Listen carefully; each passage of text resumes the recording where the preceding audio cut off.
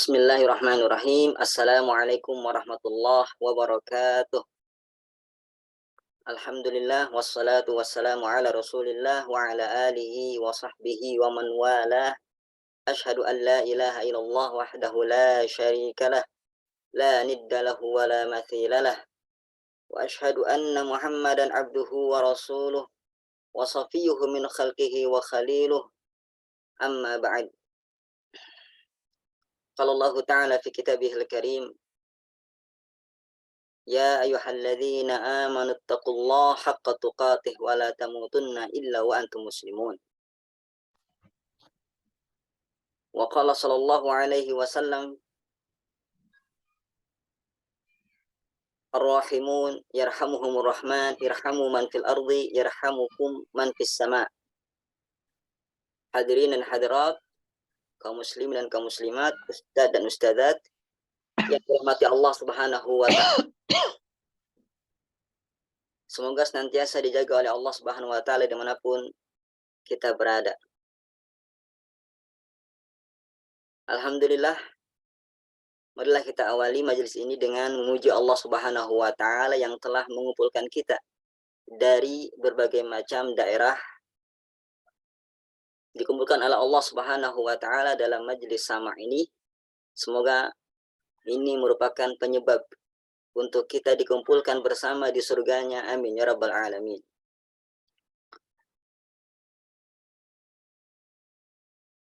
Para masyayikh kami telah meriwayatkan hadis dari Sufyan bin Uyainah, dari Amr bin Dinar, dari Abi Qabus, dari Abdullah bin Amr bin Al-As, anna Rasulullah sallallahu alaihi wasallam, bahwasannya Rasulullah sallallahu alaihi wasallam bersabda, Ar-rahimun yarhamuhumur rahman irhamu man fil ardi yarhamukum man fis sama'. Orang-orang penyayang itu disayangi oleh Allah yang Maha Penyayang. Sayangilah apa yang ada di bumi, niscaya engkau disayangi oleh Allah yang ada di langit. Dalam riwayat lain dikatakan yarhamkum, yang artinya niscaya engkau akan disayangi oleh Allah yang ada di langit. Dan di antara bentuk kasih sayang Allah Subhanahu wa ta'ala kepada kita, Allah bentangkan ilmu dan sebab-sebabnya. Allah mudahkan kita untuk belajar dan memahami ilmunya. Dan kita pun memohon kepada Allah agar tambahkan ilmu. Rabbi zidni ilma. Dan di antara bentuk kasih sayang sesama muslim adalah saling menebar ilmu. Dan inilah bekal yang paling dibutuhkan oleh seorang muslim. Sebagaimana pesan Imam Ahmad, bahwasannya hajatun nas ilal ilmi fauqa hajatihim ila ta'ami wasyarab. Kebutuhan manusia kepada ilmu itu melebihi kebutuhan mereka terhadap makan dan minum. Jikalau makan dan minum bisa dipenuhi dengan 1 kali, 2 kali, 3 kali dalam sehari, akan tetapi ilmu dibutuhkan setiap saat dalam kehidupan kita, membutuhkan ilmu. Dan alhamdulillah kita pada malam ini ingin membekali diri dengan ilmu yang bermanfaat sehingga mewariskan amal yang saleh. Amin ya rabbal alamin. Dan pada kesempatan kali ini kita akan mengkaji satu kitab, sebuah kitab yang sangat terkenal, yaitu Kitab At-Tauhid, karangan Al-Imam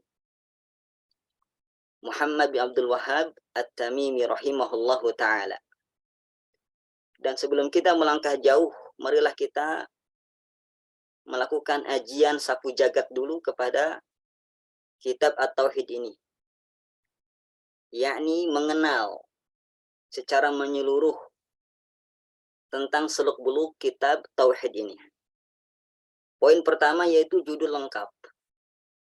Judul lengkap dari kitab At-Tauhid adalah At-Tauhidul ladzi huwa haqqullah 'alal 'abid. Kemudian masyhur dan terkenal dan disingkat dengan Kitabut Tauhid. Padahal judul lengkapnya Kitabut Tauhid alladzi huwa haqqullah 'alal 'abid.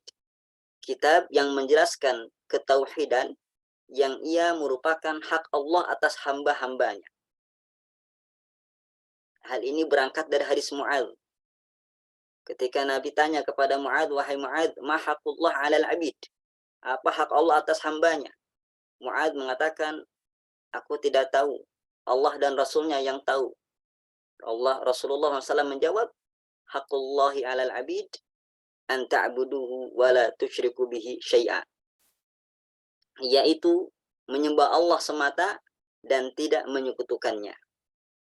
Adapun penulis kitab At-Tauhid yang fenomenal ini adalah Syekh Muhammad bin Abdul Wahhab At-Tamimi yang wafat pada tahun 1206 Hijriah. Beliau adalah seorang ulama penyeru ketauhidan yang mendakwahkan manusia kepada kemurnian agama Islam, jauh dari kesyirikan. Yang mana beliau tulis kitab ini ketika beliau melihat kenyataan yang ada di hadapan beliau, di mana masyarakat ya, seolah-olah tidak memahami hakikat tauhid yang benar, sehingga hatinya tergubris. Ditulislah kitab ini sebagai bentuk nasihat, perhatian beliau kepada umat Islam yang tercebur dalam lembah kesyirikan, agar diangkat kembali kepada puncak ketauhidan yang lurus kepada Allah Subhanahu wa taala. Oleh karenanya, atas dasar itulah maka tema kitabnya adalah tauhid uluhiyah. Di mana tauhid uluhiyah adalah tauhidullah bi af'alil ibad, mentauhidkan Allah dengan ibadah. Jadi kita hanya beribadah hanya kepada Allah. Itu dia hakikat dari tauhid uluhiyah. Salat kita, puasa kita, zakat kita, sedekah kita, nazar kita, doa kita, kita hanya tunjukkan hanya kepada Allah semata. Tidak kepada Rasul yang diutus, tidak pula kepada malaikat yang didekatkan, tidak pula kepada wali yang dimuliakan, dan tidak pula kepada jin yang dinistakan. Hanya untuk Allah ibadah kita. Karena maraknya kesyirikan di zaman beliau. Iya. Sebab inilah yang menjadikan beliau menulis kitab ini. Karena beliau melakukan safar ketika itu, ya. Beliau ke Basrah melihat bagaimana maraknya kesyirikan di sana. Sampai di tempat kelahiran beliau, yaitu di Najd, Arab Saudi, marak kesyirikan di sana. Bahkan di Makkah dan Madinah, kuburan-kuburan para sahabat itu dibangun di atasnya bangunan-bangunan, padahal Nabi telah melarangnya. Dan mereka bertabarruk, beristighosah, bertawasul, bahkan sampai jatuh kepada kesalahan fatal berupa kesyirikan, syirik besar, meminta kepada selain Allah Subhanahu wa taala. Dan tentunya kitab tauhid ini ada sedikit pembahasan tentang tauhid asma dan sifat, yaitu menetapkan nama dan sifat Allah sesuai dengan yang ada dalam Al-Quran dan hadis. Karena yang paling tahu tentang Allah adalah Allah, dan yang paling tahu tentang Allah setelah Allah adalah Rasulnya. Maka tugas kita adalah meyakini dan menetapkan sifat-sifat Allah dan nama-nama Allah tanpa kita tahrif, min duni tahrifin wala ta'til, tanpa kita tahrif, palingkan maknanya atau lafadznya dari yang semestinya, tanpa ta'til, yaitu tanpa menolaknya dan mengingkarinya, dan tanpa takyif, tanpa membagaimanakan sifat dan nama Allah tersebut. Jika Allah menyebutkan tangan, jangan sampai kita katakan tangan Allah seperti tangan si Anu. Dan min ghairi tamthilin, tanpa menyerupakan dengan makhluknya. Sebagaimana Allah berfirman, Allah tegaskan, laisa kamitslihi syai'un wa huwas samiul basir. Allah tidak serupa dengan sesuatu apapun. Kalau kita renungkan surat Al-Ikhlas saja, mengandung tauhid ini. Qul huwallahu ahad. Katakanlah Allah yang Maha Esa. Hanya kepada Allah lah kita menyembah. Ini tauhid uluhiyah. Allahus Samad. Ya. Di sini mengandung tauhid rububiyah dan tauhid asma was sifat. Lam yalid wa lam yulad wa lam yakul lahu kufuwan ahad. Di sini penetapan tauhid asma dan sifat Allah Subhanahu wa taala. Jadi kitab ini bagus sekali. Berisi tentang ketauhidan, tema yang paling utama, perintah Allah yang paling agung, kewajiban kita yang paling penting, dan tugas kita di dunia ini, dan hikmah Allah menciptakan kita ya di dunia ini adalah untuk mentauhidkan Allah Subhanahu wa taala. Maka tidak ada ruginya kita malam ini berkumpul ya, walaupun mungkin sebagian teman-teman menunggu lama ataupun mungkin sudah larut ya di tempat saudara kita di Indonesia Timur sana. Mudah-mudahan itu semua tidak Allah sia-siakan, bahkan Allah ganti dengan pahala yang berlimpah. Isi kitabnya apa? Isi kitab maka dibagi menjadi dua. Pertama muqaddimah, dan uniknya muqaddimah ini beliau tidak sebutkan khutbah. Tidak ada ya. Alhamdulillah wassalatu wassalamu ala Rasulillah, tidak ada.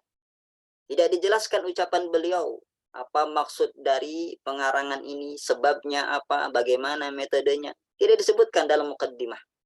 Ya. Langsung beliau hanya mengucapkan Bismillahirrahmanirrahim. Walaupun di sebagian manuskrip, ya, di sebagian makhtutat ada pujian dan salawat. Akan tetapi yang masyhur tidak ada, hanya Bismillahirrahmanirrahim, langsung disusul dengan apa? Ayat Al-Qur'an, ya. Ayat Al-Qur'an. Nah ini.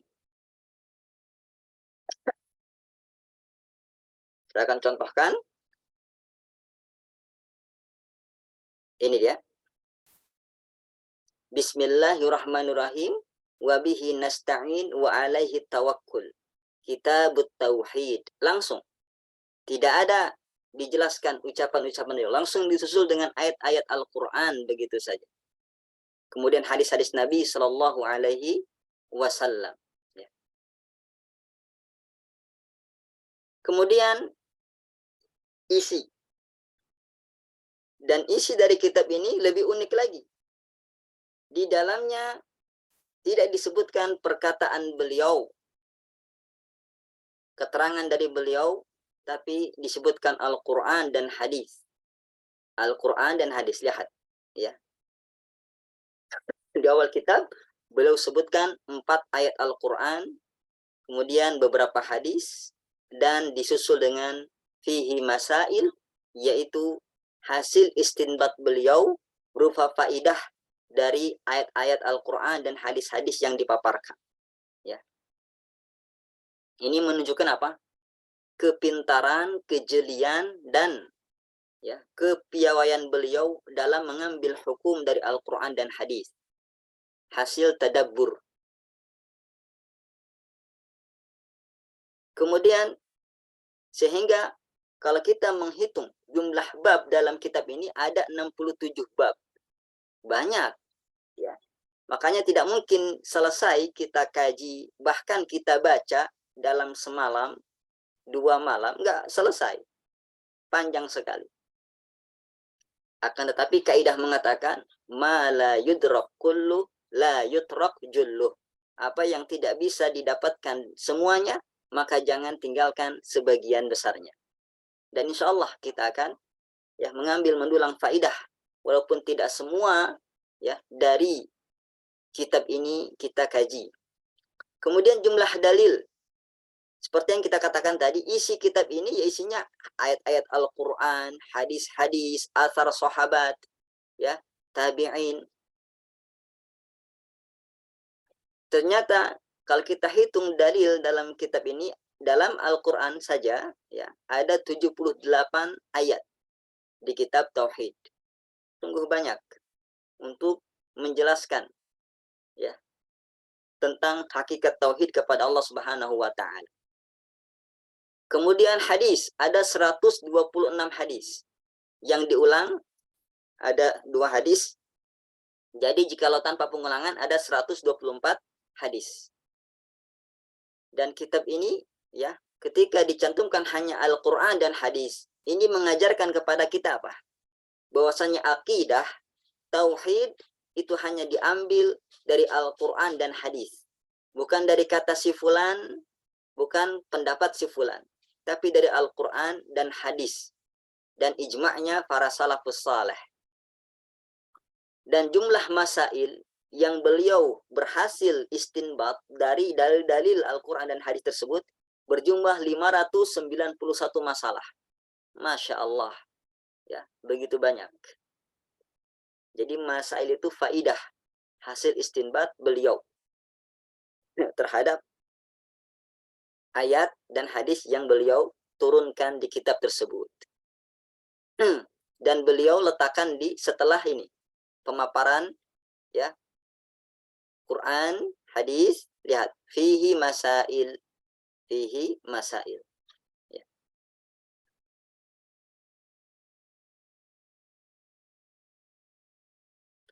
Jumlah syarah ada berapa? Syarah para ulama yang mereka tulis untuk menjelaskan kitab yang agung ini. Kalau kita merujuk kepada kitab-kitab para ulama yang menjelaskan tentang kitab Tauhid, maka bisa kita simpulkan lebih dari 36 syarah, ya, baik yang tercetak maupun yang belum tercetak, baik yang hilang maupun yang berupa suara, itu kurang lebih ada 36 syarah. Ya, semakin banyak syarah suatu kitab, itu menunjukkan keagungan kitab tersebut. Masya Allah. Metode penulisannya bagaimana? Ternyata kalau kita buka kitab Tauhid, metode penulisannya menyerupai kitab Sahih Al-Bukhari.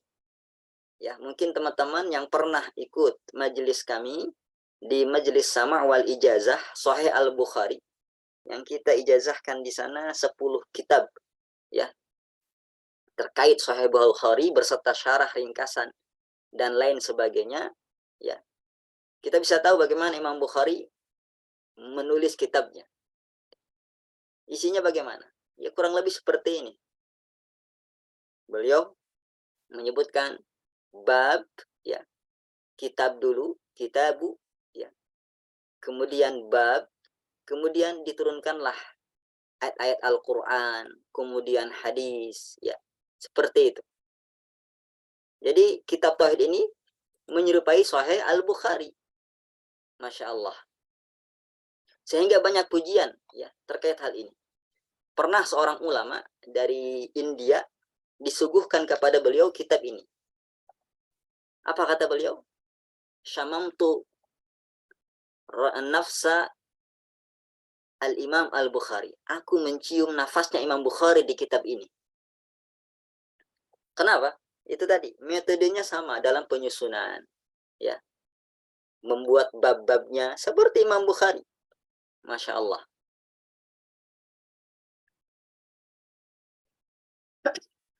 Kemudian kedudukan kitab At-Tauhid. Setelah kita mengenal secara singkat isi dari kitab Tauhid, kita ingin tahu seberapa tinggi dan mulia kedudukan kitab Tauhid ini. Ya, kalau kita lihat poin-poin di bawah ini, maka kita akan bisa menyimpulkan kedudukan kitab At-Tauhid sejauh mana. Yang pertama, tema yang diangkat adalah tauhid atau akidah. Yang mana tauhid dan akidah adalah perintah yang paling utama, yang pertama, kewajiban kita yang paling wajib. Dan dia adalah hikmah penciptaan kita di dunia ini, yaitu tauhid. Mentauhidkan Allah semata. Jadi tema yang diangkat bukan tema kaleng-kaleng, tapi tema yang paling agung di antara perintah Allah dan kewajibannya atas kita. Bahkan dia hikmah dari penciptaan alam ini dan diutusnya para rasul, diturunkannya kitab-kitab. Tidak lain dan tidak bukan adalah untuk membumikan ketauhidan, hanya menyembah Allah semata. Ya, kata Al-Imam ya, Ibnu Abil Is Al-Hanafi ketika beliau menulis syarah dari Al-Aqidah At-Tahawiyah, beliau katakan di muqaddimah, inna syarafal ilmi bi syarafil ma'lum. Sesungguhnya tolak ukur kemuliaan suatu ilmu itu bisa diukur dengan tema yang diangkat ilmu tersebut. Dan kitab tauhid objeknya adalah tauhid. Bahasannya adalah hak Allah yang paling agung, perintah Allah yang paling wajib, ya, berkaitan dengan Allah Subhanahu wa taala. Kemudian poin yang kedua, kitab ini berisi ayat Allah dan hadis Nabi Shallallahu alaihi wasallam. Jikalau di sebuah kitab terdapat banyak ayat, banyak hadis, jelas mulia. Ya, kita saja tidak boleh menghinakan Al-Qur'an, ya, dan harus kita muliakan hadis Nabi. Jikalau ada dalam kitab penuh dengan isi ayat Al-Qur'an dan hadis, tentu menunjukkan apa? Bagaimana mulianya kitab tersebut dan penulisnya. Kemudian yang ketiga, diterima oleh umat Islam dan dipuji oleh para ulama. Ya, kita lihat bagaimana sekarang geliat dakwah salaf, kajian-kajian tauhid menjamur di masjid-masjid, di pesantren, majelis ta'lim, di sekolah-sekolah, ya. Semuanya mempelajari kitab ini. Alhamdulillah. Ini kabar gembira, ya. Dan mari kita ikut andil, ya. Baik dengan mengajarkannya atau mempelajarinya atau menyebarkan infonya, ya. Dan bagaimana para ulama memuji kitab tauhid ini. Pernah ada satu ulama, ya, yang sangat benci kepada Syekh Muhammad bin Abdul Wahhab karena hanya modal mendengar katanya dan katanya saja. Karena kita tahu, kita agak tutup mata, ya. Beliau memiliki banyak musuh dakwah yang membenci dakwah beliau. Ya, karena dakwah beliau dakwah tauhid dan merupakan sudah sunnatullah. Jikalau kita mendakwahkan tauhid, pasti siap-siap akan menghadapi musuh, ya, yang benci terhadap tauhid. Kesyirikannya diusik, mata pencahariannya diusik, ya. Karena kita tahu lahan-lahan kesyirikan ini, masya Allah, bisa mendatangkan cuan yang banyak sekali. Seperti kuburan-kuburan keramat. Coba buka kotak amalnya itu. Bahkan para peziarah melemparkan uang itu ke dalam kuburan. Kuburannya ditutup, ya, dikerangkeng. Kemudian para jemaah, para penziarah melemparkan uang ke dalam kuburan tersebut, mengharap hajatnya dipenuhi, ya. Subhanallah. Padahal meminta hanya kepada Allah Subhanahu wa ta'ala. Padahal bersedekah Allah sudah jelaskan alurnya kemana sedekah diberikan. Bukan kepada kuburan-kuburan yang dianggap keramat. Beliau mendapatkan gangguan, fitnahan, ya, ujian dari musuh-musuh dakwah. Tapi ternyata ada seorang ulama tadi yang hanya katanya dan katanya, ya, sehingga setiap kajiannya, dalam pelajarannya beliau melaknat. Ketika disebut Muhammad bin Abdul Wahhab, laknatullahi alaih. Kemudian ada seorang dai yang diutus, ya, dari Saudi Arabia. Beliau memiliki trik dakwah yang bagus, di mana, ya, beliau tidak mendebat si ulama tersebut. Tapi apa yang dilakukan? Beliau sobek sampul kitab tauhid. Beliau sobek. Kemudian datang ke ulama tadi, seraya mengatakan, wahai Syekh, ini ada kitab, tapi sampulnya, ya, tidak ada. Mungkin Syekh bisa membaca dan memberikan pendapat Syekh terhadap kitab ini. Dibacalah sama syekh tersebut yang membenci Syekh Muhammad bin Abdul Wahab, yang setiap kajiannya dia melaknat, ya, Syekh Muhammad bin Abdul Wahab, dibaca. Apa yang didapatkan? Dipuji oleh ulama ini, oleh syekh ini. Masya Allah, ini kitab yang bagus, isinya Al-Quran dan hadis, mengajarkan tauhidan, bagus. Maka si dai tadi, ya, mengatakan, wahai syekh, tahukah engkau siapa penulis kitab ini? Siapa penulisnya, katanya.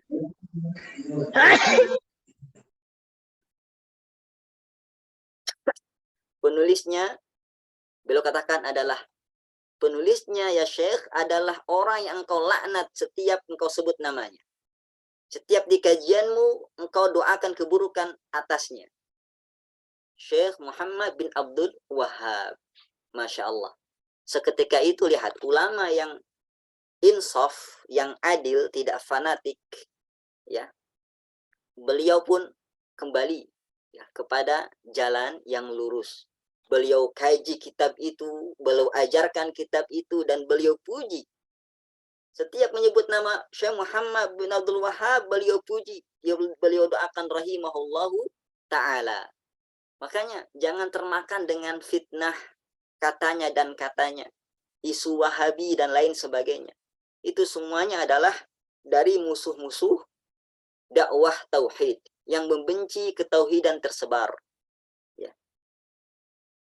Semoga kita tidak termasuk orang tersebut. Mari kita bijak, ya, cari tahu betulkah fitnah-fitnah tersebut. Ya, dan alhamdulillah fitnah-fitnah tersebut telah dibantah langsung oleh beliau, ya, dalam surat-surat dan kitab-kitab beliau. Ya, dan sebagiannya sudah dijawab oleh murid-murid beliau, bahkan ditulis kitab khusus, ya, terkait tentang fitnah-fitnah tersebut dan bantahan-bantahannya. Kemudian yang keempat, kitab ini tersebar dan banyak cetakannya. Ya, ini tidak kita tutup, ya, tutupi. Alhamdulillah kitab ini tersebar sampai ke Indonesia, dan kita malam ini diizinkan oleh Allah untuk mempelajarinya, dan diizinkan oleh Allah insya Allah untuk mendapatkan ijazah sanad yang bersambung kepada beliau, ya. Kemudian dan banyak cetakannya, berbagai macam, ya, percetakan, toko, ya, mereka mencetaknya dan menjualnya. Alhamdulillah. Poin berikutnya, kitab ini diterjemahkan ke berbagai macam bahasa. Iya, Indonesia pun banyak, ya, kalau kita cari, ya, di toko-toko buku, baik online maupun offline, kita cari terjemah kitab ini banyak, berbagai macam bahasa. Banyak syarah dari para ulama. Kita sebutkan tadi berapa? Lebih dari 36 syarah, ya, terhadap kitab ini. Ketika semakin banyak syarah, berarti menunjukkan apa? Keagungan, ketinggian, kedudukan kitab ini. Dan diterimanya oleh para ulama kitab ini. Kemudian, poin berikutnya, kuatnya perhatian ulama dan talibul ilmi dalam mempelajari dan menghafalnya. Ya, kita lihat para ulama, para kiai, para ustadz mengadakan kajian, mempelajari kitab ini di majelis-majelis ilmu mereka, bahkan menyuruh murid-murid menghafalnya, ya. Dan kebanyakan mereka menghafal tidak dengan masailnya, ya, hanya dalil-dalilnya saja. Dan insya Allah menghafal kitab ini tidak ada ruginya.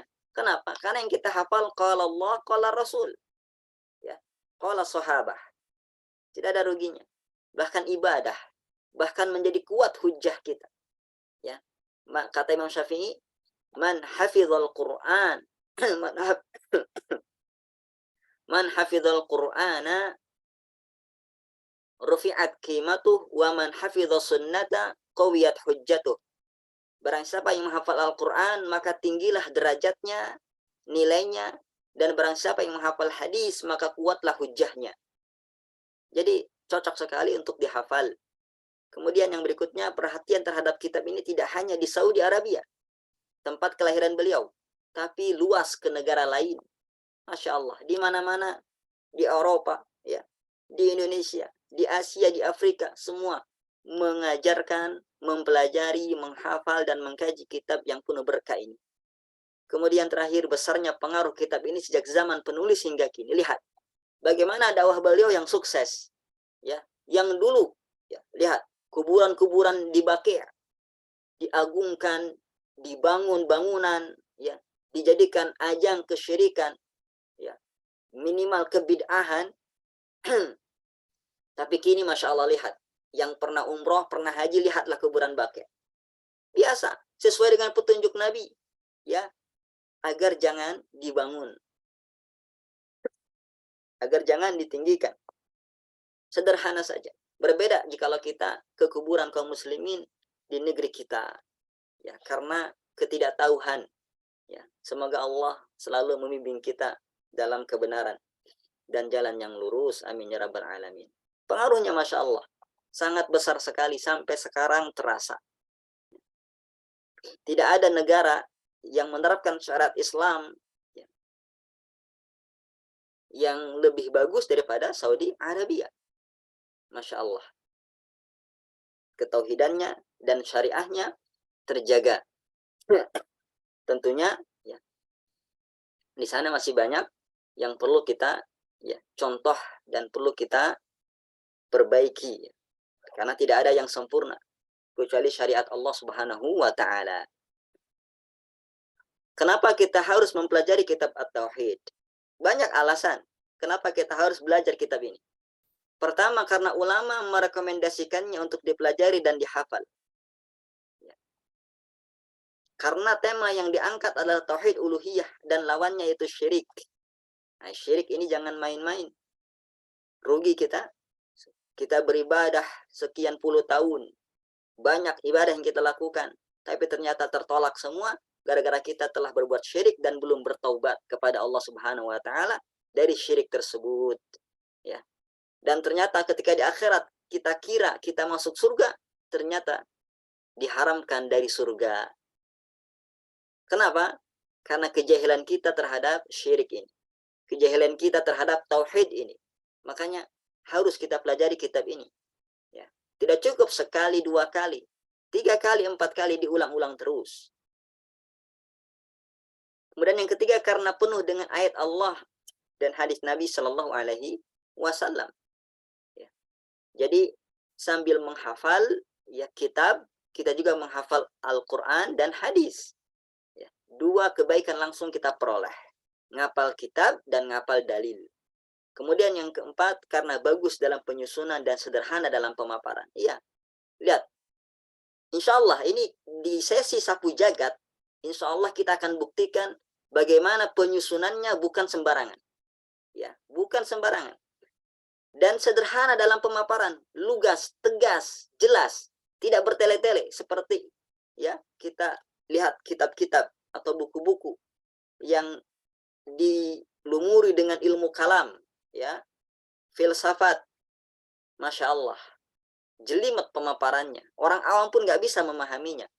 Yang ada malah syubhat tertinggal dalam diri kita. Tapi kitab tauhid singkat, padat, sederhana, jelas, lugas, tegas. Ya, nggak bertele-tele, mudah.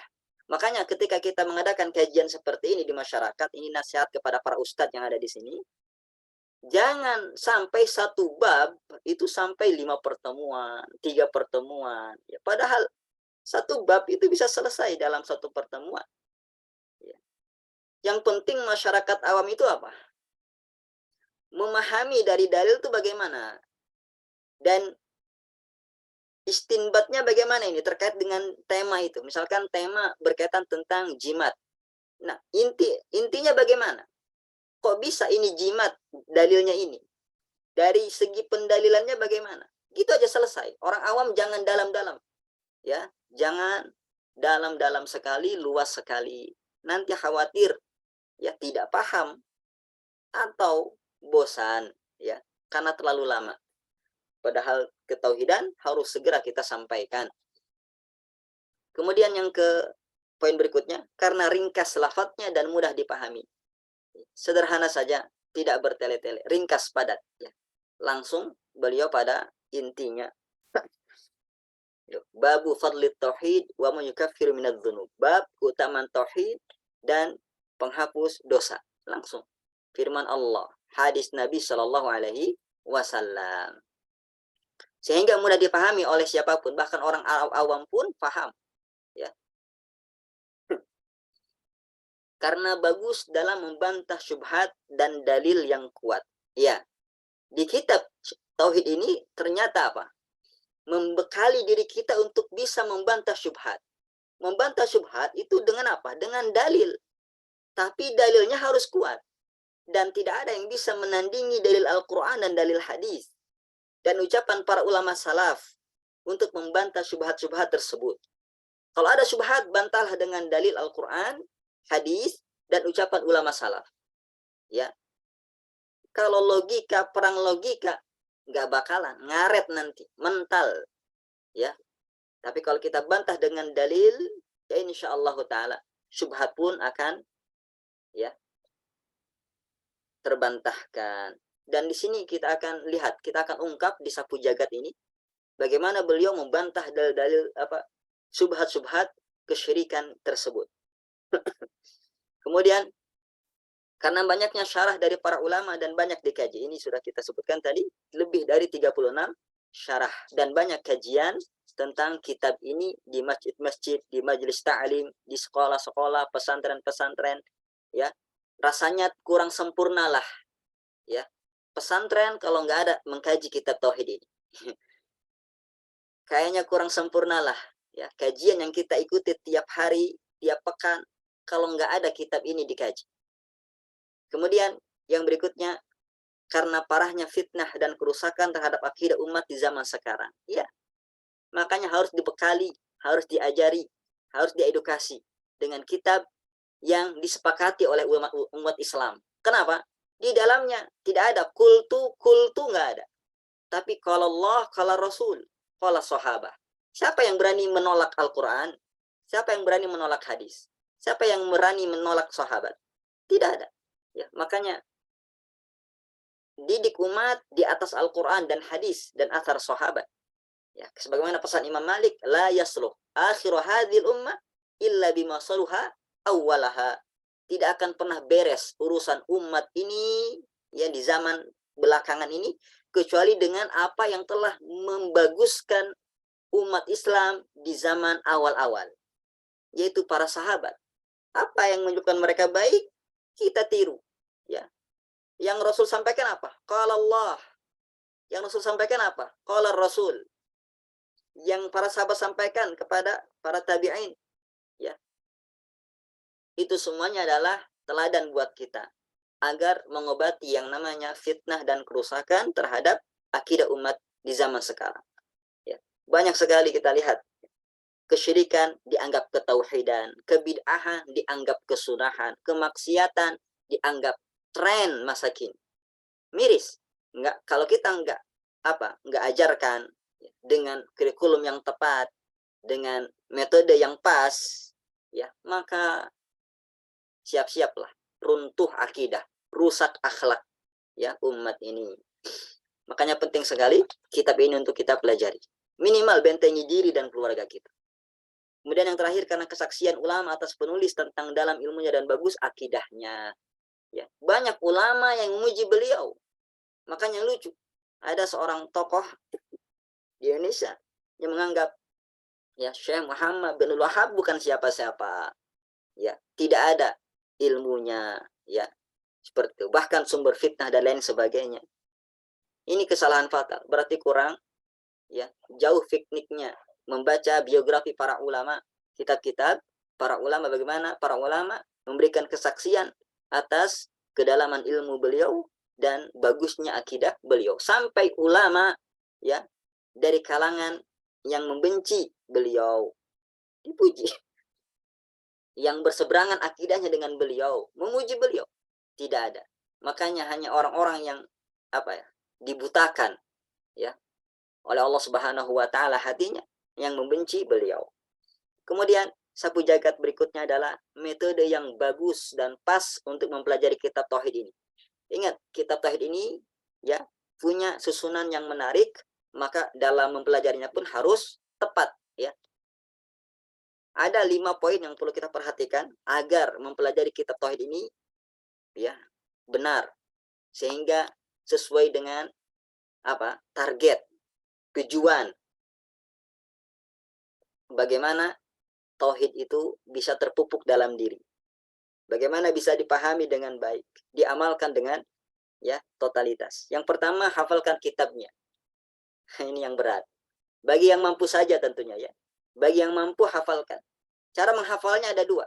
Yang saya tawarkan ada dua. Yang pertama, hafalkan semuanya dulu. Jangan mempelajari syarahnya dulu. Hafalkan dulu kitabnya. Ya. Biasanya orang yang hafal itu ketika membaca syarah, paham cepat. Ya. Kuat pemahamannya. Tuntaskan dulu hafalannya. Jadi fokus ngapal dulu nih. Kayak gitu. Tipis kok. Cuma berapa tadi? 78 bab, 68 bab ya. Nggak tipis itu. Kalau masail nggak usah dihafal. Cukup Al-Quran dan hadisnya saja. Kemudian, atau tawaran kedua, setiap mempelajari satu bab. Maksudnya apa? Hafalkan dulu satu bab, sudah hafal satu bab, baru kita pelajari syarahnya. Ya, kalau misalkan ada kajian nih di masjid kita, biasanya kan Ustadz itu menyampaikan satu bab, satu pertemuan ya. Dan kajiannya kajian pekanan. Jadi sepekan itu hafalkan bab yang mau dipelajari, yang mau dikaji. Ya, oh pertemuan yang akan datang Ustadz bakal membahas bab ini. Aku hafalkan dululah bab ini. Masya Allah. Berarti dalam 68 pekan, insya Allah hafal kitab At-Tauhid dan beserta syarahnya dari Ustadz tersebut. Ya. Yang kedua, pahami segi pendalilan dari setiap dalil, ayat dan hadisnya. Jadi pahami dulu, ini kan Al-Quran dan hadis ya. Allah sebutkan begini, Rasul katakan begini. Nah, ini gimana? Segi pendalilannya bagaimana? Dan bagaimana kaitannya dengan bab? Ini ayat diturunkan di bab tentang istighosah. Ya, tentang syafaat. Nah, bagaimana segi pendalilannya? Kok bisa ini ditaruh di bab ini gitu? Kaitannya apa? Seperti itu. Pahami ini. Kalau sudah pahami ini, insya Allah kita melanjut ke yang ketiga. Pahami hubungan tiap bab. Ini insya Allah kita akan buktikan di sini bagaimana beliau menulis kitab ini bukan sembarangan, tapi dengan susunan yang bikin kita tercengang, insya Allah. Sangat apik sekali. Nah, kita pahami hubungan tiap bab. Kenapa bab ini ditaruh setelah bab ini ditaruh setelah bab ini. Kaitannya apa dengan bab sebelumnya? Seperti itu. Dan kaitannya dengan ilmu tauhid. Loh, bab ini apa kaitannya dengan tauhid? Karena terkadang beliau menyebutkan bab qaulillahi ta'ala. Bab firman Allah subhanahu wa ta'ala. Tuh, nggak disebutin ini bab apa. Cuma bab firman Allah. Nah, ini kaitannya dengan ilmu tauhid apa? Seperti itu. Kita pahami. Dan hendak ini ustadz-ustadz yang mengajarkan kitab tauhid tekankan ya poin-poin ini. Pendalilannya bagaimana, hubungan tiap babnya bagaimana, dan hubungan bab dengan kitab tauhid bagaimana. Dengan ilmu tauhid bagaimana. Seperti itu. Supaya para jamaahnya paham, enggak pelangap-pelongo. Kemudian yang keempat, fokus mempelajari satu syarah sampai selesai. Ya. Syarahnya banyak. Ya. Setiap syarah punya kelebihan masing-masing. Tapi dalam belajar, sabar. Ingat, ya, ilmu itu dengan kesabaran. Kata Imam Az-Zuhri, rahimahullahu ta'ala, seorang tabi'in, beliau katakan, mencari ilmu itu tidak mungkin diambil seluruhnya. Ya. Innama bi mururil ayyam wal layali. Tapi dengan berjalannya waktu dan malam. Ya. Terkenal ucapan apa? Man akhadzal ilma jumlatan dhahaba anhu jumlatan. Barang siapa yang mengambil ilmu secara menyeluruh, ya, maka akan hilang darinya secara keseluruhan juga. Maka kita fokuskan satu syarah. Jangan ganti-ganti kitab sampai hatam. Baru kalau sudah hatam, ganti kitab yang lain. Ya. Seperti itu. Jangan tergesa-gesa. Ada yang tebal, ada yang tipis syarahnya. Alhamdulillah. Sekarang kita akan sapu jagat kitab At-Tauhid tentang isinya. Lihat. Kita katakan tadi ada berapa bab? Ada yang ingat berapa bab? 67 bab. Ya. Sekarang kita akan mengkaji menyapu jagat.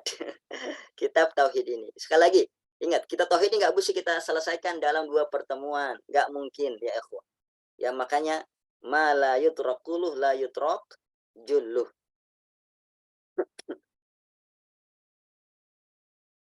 Sekarang kalau kita ya klasifikasikan, kalau kita mentadaburi kitab tauhid ini, maka kita akan temukan susunan yang sangat ajib sekali, ya. Dan memang bijaknya, kalau kita sebelum mempelajari sebuah kitab, kita harus membaca mukaddimahnya dulu. Ya, ini nggak ada mukaddimahnya kan? Ternyata ada. Ya. Dan mukaddimahnya berbentuk ayat Al-Quran dan bab. Dan kita baca dulu daftar isinya. Ya, daftar isinya apa nih? Kalau kita beli buku, beli kitab, baca mukaddimah muallif, karena di dalamnya akan dijelaskan. Ya, tujuan kitab ini ditulis apa, sebabnya apa, metode penulisannya apa.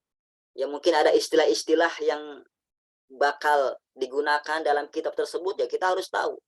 Seperti itu. Ya. Kemudian baca daftar isinya, minimal itu. Ya, yang punya buku dan malas baca buku, minimal 2 ini yang dibaca.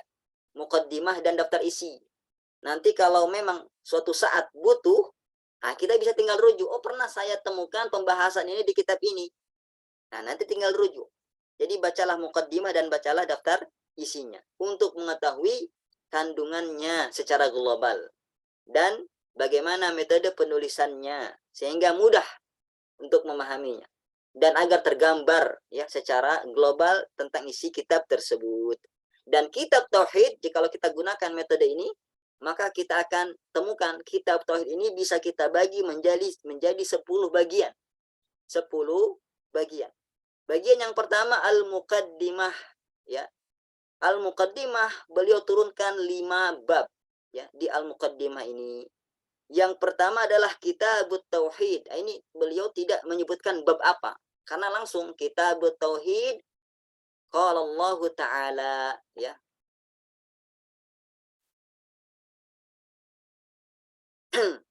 Lihat nih. Kitabut tauhid wa qaulillahi ta'ala wa ma khalaqtul jinna wal insa illa liya'budun. Tuh. Enggak ada babnya, ya. Maka kalau kita teliti, para ulama membuat bab untuk kitab ini. Untuk bagian ini ya, enggak ada babnya. Para ulama mengatakan, ini cocoknya dikasih bab apa? Bab wujubut tauhid. Bab kewajiban tentang tauhid. Jadi wajib kita bertauhid.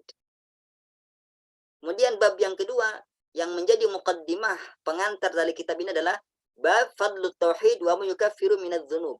Bab yang menjelaskan keutamaan tauhid dan hal yang menghapus dosa. Ya. Jadi di sini menjelaskan tentang keutamaan tauhid. Ternyata tauhid tidak hanya wajib hukumnya, tapi memiliki keutamaan dan di antara keutamaannya adalah bisa menghapus dosa seorang hamba. Kemudian yang ketiga, bab man haqqaqat tauhid dakhalal jannah bighairi hisab. Bab orang yang merealisasikan tauhid maka dia masuk surga tanpa hisab. Masya Allah. Ya, orang yang bisa mengamalkan tauhid dengan benar maka dia akan masuk surga tanpa hisab. Ya. Dan beliau turunkan dalil-dalil tentunya di dalamnya. Kemudian yang keempat, babul khauf minasyirki. Bab takut dari kesyirikan. Beliau datangkan bab ini karena barang siapa yang ingin bertauhid dengan sebenar-benarnya, maka tidak mungkin sempurna tauhid seseorang tanpa menjauhi kesyirikan. Makanya kalau kita baca Al-Quran, pasti Allah gandengkan tauhid dengan syirik. Apa kata Allah? Wa'budullah wa la tusyriku bihi syai'a. Sembahlah Allah, ini tauhid. Wala tusyriku bihi syai'a, dan jangan sekutukan Allah. Ya. Disebutkan seperti ini digandengkan, hal ini menunjukkan apa? Ibadah saja nggak cukup. Ibadah saja nggak cukup. Kita sholat, puasa, haji, zakat, sedekah, doa, nggak cukup. Harus jaga dari kesyirikan. Karena kesyirikan itu ibarat pembatal ibadah. Sebagaimana hadas adalah pembatal wudu. Kita kentut, batal wudu kita. Begitu juga ya, kita ibadah batal ibadah kita karena kesyirikan. Jadi ibadahlah dan jauhi kesyirikan. Kemudian yang kelima, babud du'a ila syahadati alla ilaha illallah. Bab berdakwah kepada tauhid. Beliau datangkan bab ini ingin ngasih tahu kita, ya, jangan hanya soleh sendiri, ya, tapi solehlah untuk orang lain juga. Kita sudah bertauhid, menjaga diri dari syirik. Yuk kita ajarkan tauhid kepada orang lain. Keluarga kita, ya, sahabat kita, kerabat kita, tetangga kita, ajarkan tauhid. Sebagaimana pesan Nabi SAW kepada para sahabat seperti Mu'adz, ya, ketika beliau utus Mu'adz kepada negeri Yaman, beliau menyuruh untuk apa?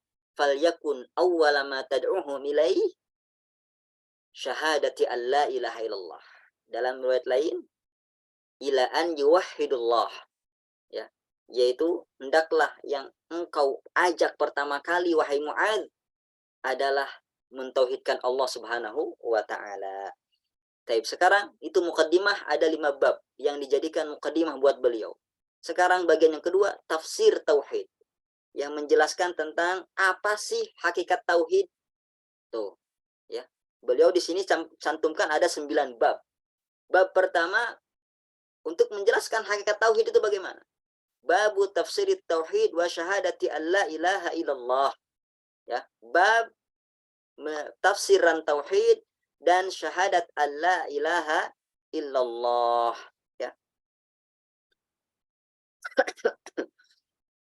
Ya, setelah menyebutkan keutamaan tauhid, takut dari syirik, kewajiban kita berdakwah kepada tauhid, ya, beliau sebutkan apa? Hakikat tauhid itu bagaimana, ya. Beliau sebutkan dengan apa? Dengan bab ini. Bab minasyirki lubsul halqati wal khayti wa nahwihima li raf'il bala au daf'ihi. Lihat. Penafsiran tauhid yang pertama yang beliau gunakan apa? Sebutkan apa? Bab termasuk kesyirikan adalah memakai, ya, gelang, ya, ikatan, ya, berupa apa? Benang, kalung, cincin, ya.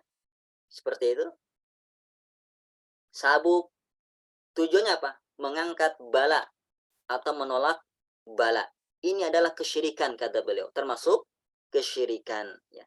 Dan beliau turunkan tuh dalil-dalilnya, bukan ngada-ngada. Beliau turunkan dalil-dalilnya dari Al-Qur'an dan hadis. Begitu juga bab setelahnya, babu ma ja'a fir ruqa wat tamaim. Bab, ya, yang menjelaskan tentang ruqyah dan jimat. Lihat. Ini salah satu sir rahasia kenapa beliau mengatakan babu maja'a. Maja'a.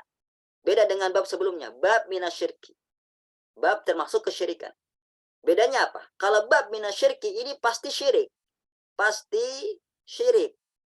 Ya, orang memakai apa? Gelang, cincin, benang, kalung, sabuk, tujuannya menolak bala, ya, mengangkat bala.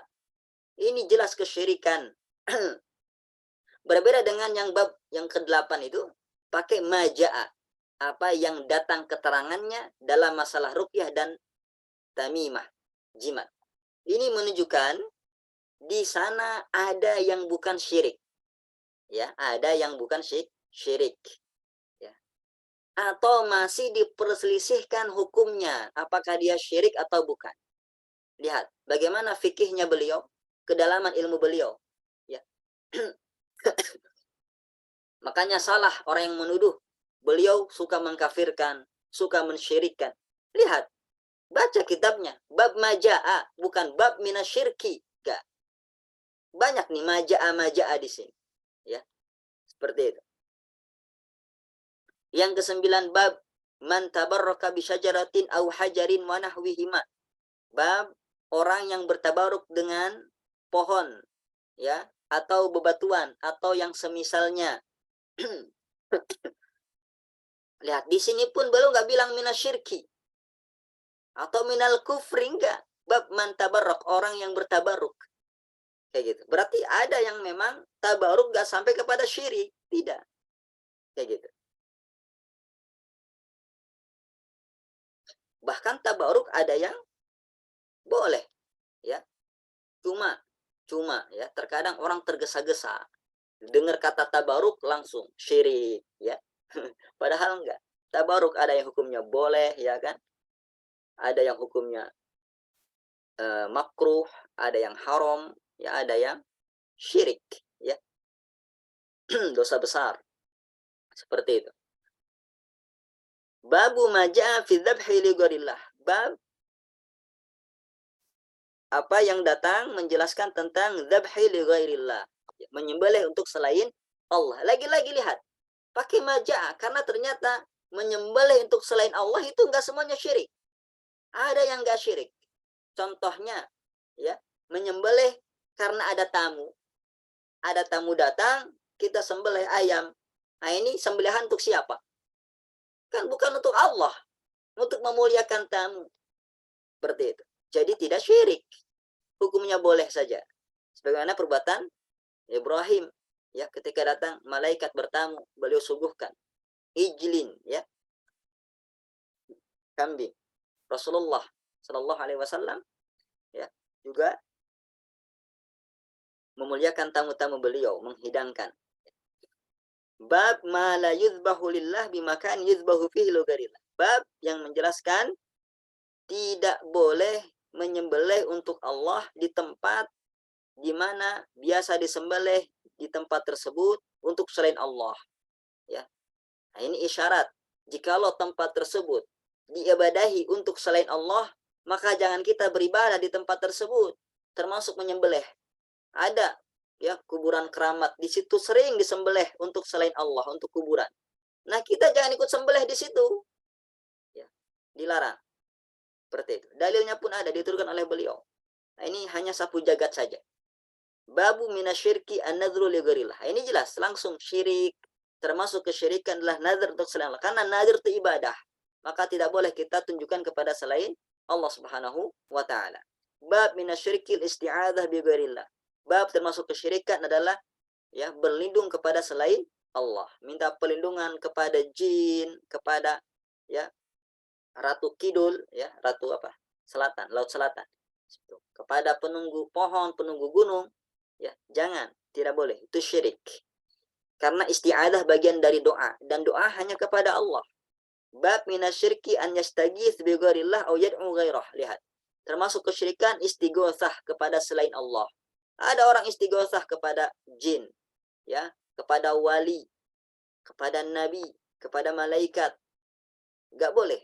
Kenapa? Karena istighosah itu bagian dari doa, dan doa adalah ibadah, dan ibadah itu hanya kepada Allah Subhanahu wa taala. Tidak boleh kita tunjukkan doa kita kepada selain Allah Subhanahu wa taala. Tab selanjutnya bab yang ke-15 sampai bab 18 tentang butlanu ibadati ma siwallah, ya, batilnya ibadah kepada selain Allah. Masya Allah. Jadi menunjukkan kebatilan ibadah kepada selain Allah. Jadi setelah dijelaskan hakikat tauhid bagaimana, oh ternyata tauhid adalah hanya menyembah Allah dan tidak berbuat kesyirikan. Ya, ini kan sebut ini contoh-contoh syirik. Di sini dipertegas lagi.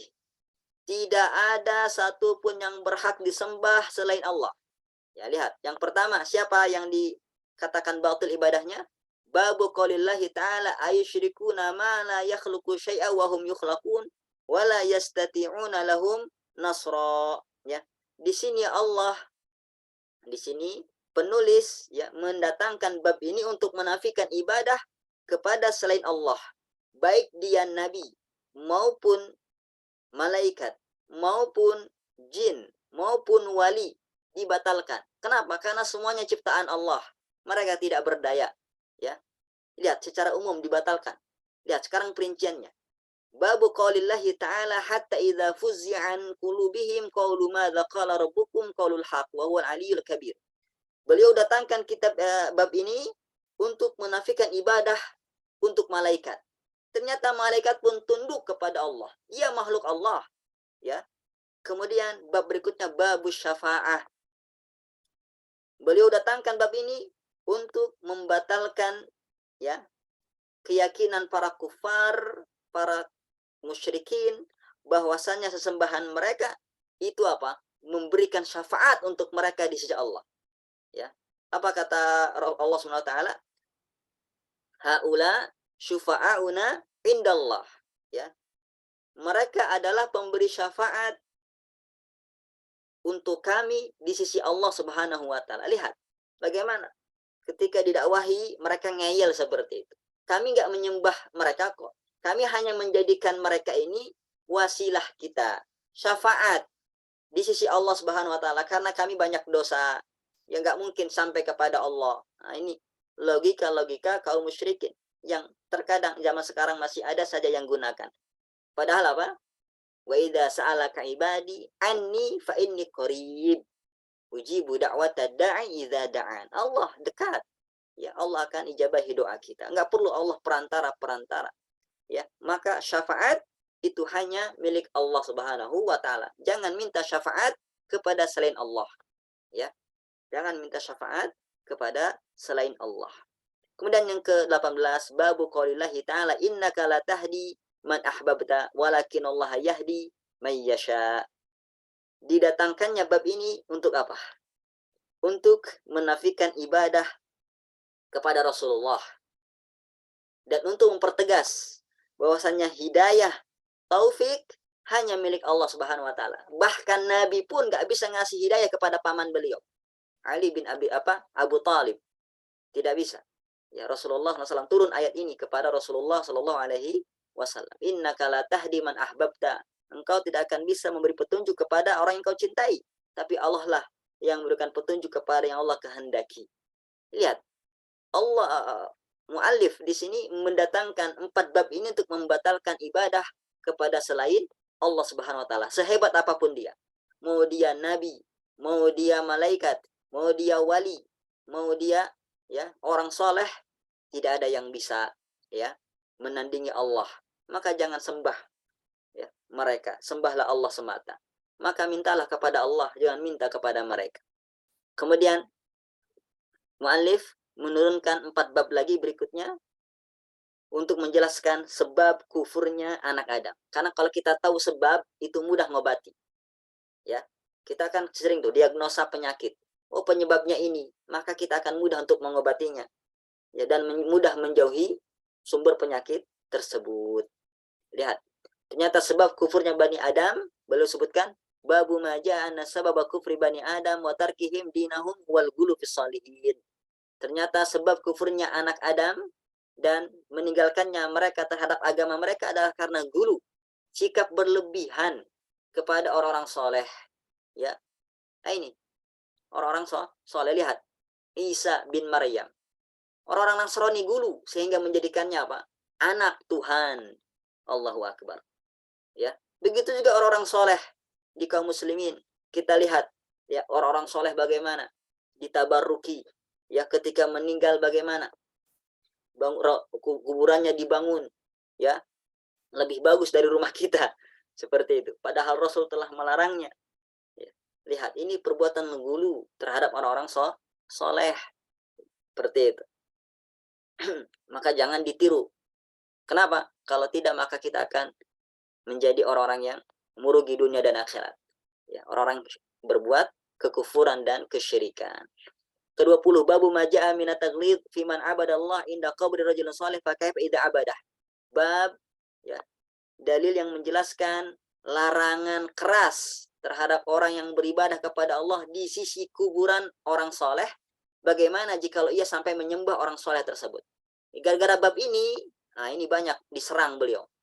Gara-gara bab ini dituduh beliau melarang ziarah kubur. Beliau dilarang membaca Quran di sisi kuburan. Ya, beliau melarang ibadah di sisi kuburan, dilarang doa dan lain sebagainya. Bukan itu maksud beliau. Bukan itu. Ya. Bukan seperti yang disangkakan. Maksudnya bagaimana? Maksudnya adalah larangan ya, kita beribadah di sisi kuburan orang soleh sehingga menimbulkan fitnah kepada orang awam. Ya, Berbeda kalau ziarah kubur kan kita mendoakan. Nggak mungkin orang awam terfitnah. Jadi kalau kita berdoa, oh ini orang ziarah. Tapi kalau lihat, kalau ada orang, ya, selalu di sisi kuburan, sholat di sisi kuburan, ngaji di sisi kuburan, zikir di sisi kuburan, berdoa di sisi kuburan, selalu seperti itu, apa nggak bikin fitnah? Ya, makanya dilarang. Makanya baca dalil-dalil yang beliau turunkan di bab ini. Kayak gitu. Nggak ada satupun larangan beribadah di sisi kuburan. Ya, yang mereka sangka-sangka. Tidak seperti itu maksudnya. Dan baca dengan lengkap, pakai faidah abadah. Karena jikalau seperti itu dirutinkan, ya, sholatnya selalu dekat kuburan orang soleh. Baca Qur'annya selalu di samping kuburan orang soleh. Ya.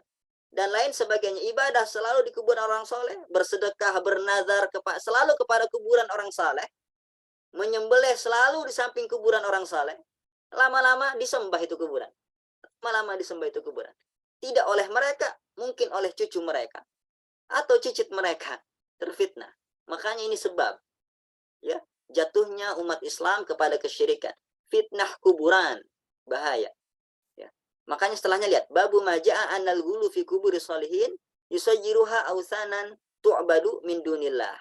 Bab, ya, dalil-dalil yang menjelaskan bahwasanya gulu berbuat berlebihan kepada kuburan-kuburan orang saleh itu menjadikannya, ya, berhala yang disembah selain Allah Subhanahu wa taala. Tuh, dipertegas lagi, diperjelas lagi. Fitnah kuburan orang saleh. Kita bukan berarti apa ya? Menghina orang soleh, ya. Tidak memuliakan mereka, tidak, bukan. Tapi kita menjaga ketauhidan umat. Jangan sampai kuburan orang soleh itu dilebihkan dari kuburan orang-orang lain. Ya, lihat kuburan Baqi'. Lihat kuburan Baqi'. Bayangkan, jikalau Allah mungkin, ya, jikalau Allah tidak membuka hidayah kepada kaum muslimin di Arab Saudi sana, lewat Syekh Muhammad bin Abdul Wahab, ya, dengan dakwahnya, lihat apa yang terjadi. Orang nggak bakalan fokus ke Ka'bah. Orang nggak bakalan fokus untuk apa? Sholat di Masjidil Haram, Masjid Nabawi. Fokusnya kemana? Kuburan. Ya, ke kuburan-kuburan. Naudzubillah. Seperti itu. Nggak bakalan manasik haji dengan sempurna. Ya. Bukannya tawaf di Ka'bah, malah tawaf di kuburan. Hati-hati. Makanya, Masya Allah, ini pemandangan yang menyejukkan semua umat Islam tertuju pada satu tujuan. Kepada apa? Ka'bah. Ya. Masjidil Haram, Masjid Nabawi. Seperti itu. Ziarah sesuai dengan syariat. Ziarah sesuai dengan sunnah Nabi Shallallahu Alaihi Wasallam. Ketika ke kuburan Nabi, ziarah secara syar'i. Kuburan kepada Baqi, ziarah dengan cara syar'i. Tidak berbau, ya, kesyirikan ataupun kebid'ahan. Babu maja'a fi himayatil Mustafa sallallahu alaihi wasallam janabat tauhid wa saddihi kulla tariqin yusilu ila syirki.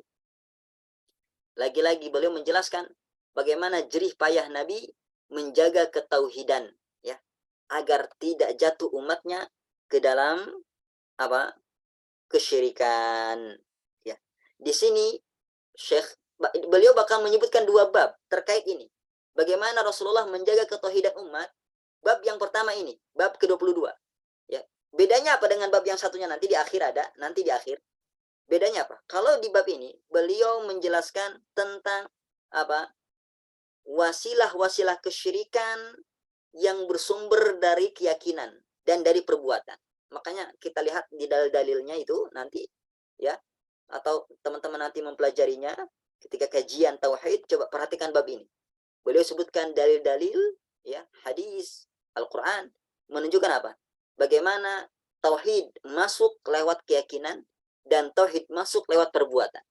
Dan Rasulullah menjaga itu semua, menutup pintu itu semua. Masya Allah. Tapi yang terakhir, dahdu syubhat. Meluluh lantahkan syubhat. Syubhatnya apa? Banyak orang yang apa? Nyinyirin dakwah beliau. Yang membenci dakwah beliau. Ya. Jadi memang di zaman dulu ada yang mengatakan, ngapain kau dakwah tauhid? Ini semua umat Islam sudah bertauhid, sudah syahadat. ngapain ngurusi tauhid orang? Ya, mereka nggak mungkin jatuh kepada kesyirikan. Mereka sudah syahadat, ilmu di mana-mana, ya, ulama di mana-mana. Lihat, beliau mencoba membantah syubhatnya. Ya, ternyata umat Islam belum ada jaminan selamat dari kesyirikan. Dan beliau turunkan dalil-dalil tuh yang menunjukkan bahwasanya umat Islam bakal jatuh ke dalam lembah kesyirikan. Dan secara fakta di lapangan kita temukan masih banyak orang yang pakai jimat, masih banyak orang yang menyembah kuburan keramat, ya, percaya kepada dukun, kayak gitu. Percaya kepada ramalan bintang, ya, dan lain sebagainya. Makanya didatangkanlah bab ini untuk membantah itu semua. Bab maja'a anna ba'dha hadil ummah ya'budul awthan. Bab, ya, yang menjelaskan bahwasanya sebagian umat ini akan menyembah, ya, berhala. Ini pun yang menjadi penyebab kritikan para musuh-musuh dakwah juga ini, bab yang ini. Seperti itu. Masya Allah, alhamdulillah tidak terasa waktu kita, ya, habis. Mudah-mudahan insyaallah taala besok, ya, bisa kita tuntaskan sisanya dan kita akan bacakan kitabnya biidnillahi tabaraka wa taala. Ya, alhamdulillah. Sekarang mudahan sudah terbuka dan bisa dipahami bagaimana isi kitab tauhid ini yang amazing, masya Allah, yang bagus sekali, nggak sembarangan beliau menulisnya. Ya, tidak hanya bab-bab gitu, enggak. Ternyata, ya, sangat rapih dan terarah, ya. Barakallahu fikum. Jazakumullahu khairan. Mohon maaf jika ada salah kata, salah ucap. Semoga Allah SWT memberikan kepada kita, ya, pemahaman yang baik, ilmu yang bermanfaat. Allahumma alimna ma yanfa'una wanfa'na bima 'allamtana. Rabbana zidna ilman warzuqna fahman ya muallima Daud alimna. Ya mufahima Sulaiman fahimna. Jangan sampai gaib, ya, besok, karena besok itu adalah, ya, pertemuan terakhir pembacaan kitab At-Tauhid. Barakallahu fikum. Ma'assalamah. Jazakumullahu khairan. Subhanakallahumma bihamdik asyhadu an la ilaha illa anta astaghfiruka wa atubu ilaik. Assalamualaikum warahmatullahi wabarakatuh. Waalaikumsalam warahmatullahi wabarakatuh. Syukran, jazakallahu khairan. Warahmatullahi wabarakatuh.